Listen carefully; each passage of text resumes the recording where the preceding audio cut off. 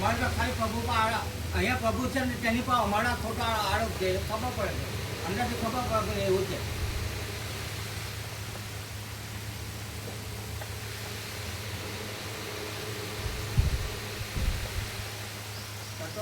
તત્વ છે બહુ સરસ છે વાતું પ્રભુ એ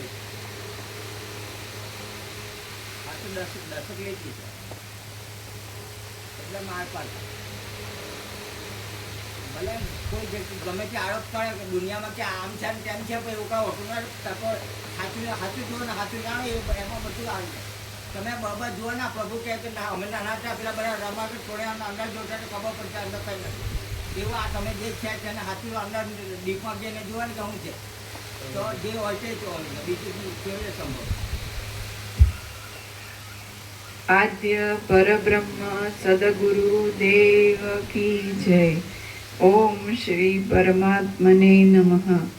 સદગ્રંથોમાં શિરોમણી શ્રી યોગ વાસિષ્ઠ મહારામાયણ સ્થિતિ પ્રકરણ પાના નંબર 450 સર્ગ 24મો. ઇન્દ્રિયોની પ્રબળતા અને તેમને જીતવાના ઉપાયો. આ 24મા સર્ગમાં ઇન્દ્રિયોની પ્રબળતાનું, તેમને જીતવાના ઉપાયનું અને પ્રસાદ તથા બોધથી વાસનાઓના થતા ક્ષયનું વર્ણન કરવામાં આવશે. વશિષ્ઠ બોલ્યા, હે રામ, ઇન્દ્રિયો રૂપી શત્રુઓ જીતવા મુશ્કેલ છે. મોટા મોટા નરકોમાં તેમનું સામ્રાજ્ય છે. તેઓ આશાઓ રૂપી બાણોથી વિંધી નાખનારા છે અને દુષ્કર્મ.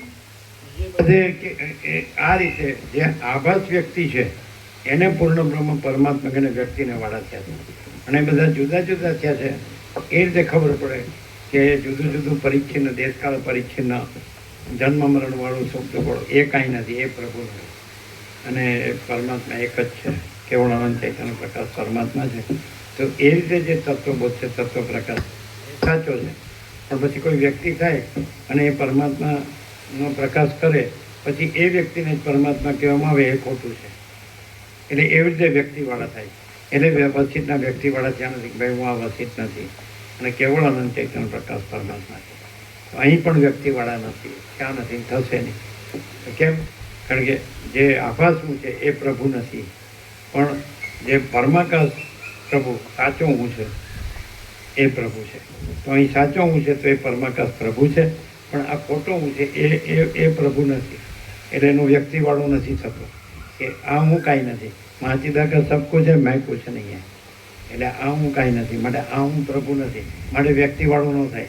બીજામાં પછી એમનું આ હું છે એને પ્રભુ કીધું, એટલે પૂર્ણ બ્રહ્મ. વિવેકાનંદ એમ કીધું રામકૃષ્ણ પૂર્ણ બ્રહ્મ. અથવા રમણના અનુયાયી કે રમણ ભગવાન અથવા પરમાત્મા, એવું સમજે જ કે નહીં. જ્ઞાનેશ્વર એમ કીધું વિઠ્ઠલ છે એ પ્રભુ અથવા ભગવાન પરમાત્મા, નહીં સમજે. તુલસી હોય તો એમ કે રામ પરમાત્મા, મીરા કહે તો કૃષ્ણ પરમાત્મા.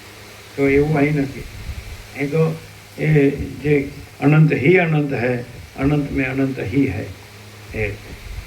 अनंत ही अनंत है, अनंत में अनंत ही है. એટલે કોઈ વિકલ્પનો સવાલ જ નથી. એટલે વ્યક્તિવાળો ન થાય, વ્યક્તિનો વાળો થાય. જ્યાં વ્યક્તિ ન હોય એનો વાળો ન થાય. અનંત સુધી ચિદાકાશમાં વ્યક્તિ નથી અને વાળો પણ નથી. અને બીજું કે અજ્ઞાનને જ્ઞાન કરવા માટે વ્યક્તિવાળો થાય છે, પણ ચિદાકાશમાં અજ્ઞાન જ સંભવતું નથી, એટલે જ્ઞાનનો ઉપચાર એ સંભવતો નથી. માટે વ્યક્તિવાળો ગુરુ શિષ્ય ઈશ્વર જીવ એ સંભવતું નથી. બંધ મોક્ષે સંભવતું નથી, કારણ કે ચિદાકાશમાં બંધે નથી, એટલે મોક્ષે કેવો પણ નથી, અજ્ઞાન નથી, જ્ઞાને કેવો પણ નથી, ને અજાગૃતિ નથી, જાગૃતિ કેવો પણ નથી. અને અનંત સુધી ચિદાકાશ એ પોતામાં પોતે જ છે, એમાં પોતાનો કોઈ વિકલ્પ નથી. મા ચિદાકાશ સ્વસંવેદ્ય સહજ નિર્વિકલ્પ.